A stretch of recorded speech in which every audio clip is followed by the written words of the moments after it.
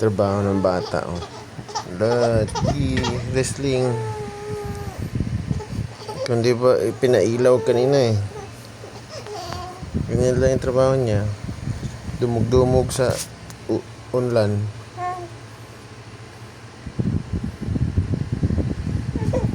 Wala na. Iyak na siya sa... Kaya na pagdating ko, busy lang siya. Tahimik lang siya. Tulak-tulak sa unan. Mababa lang ako kumuha ng milk.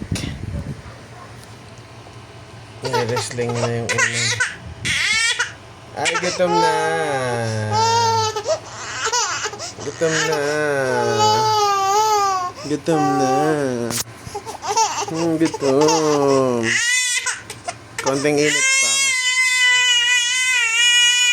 Te. Ayun.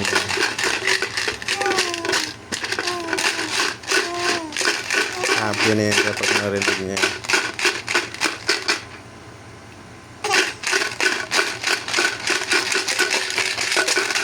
Teka na, dede na tayo.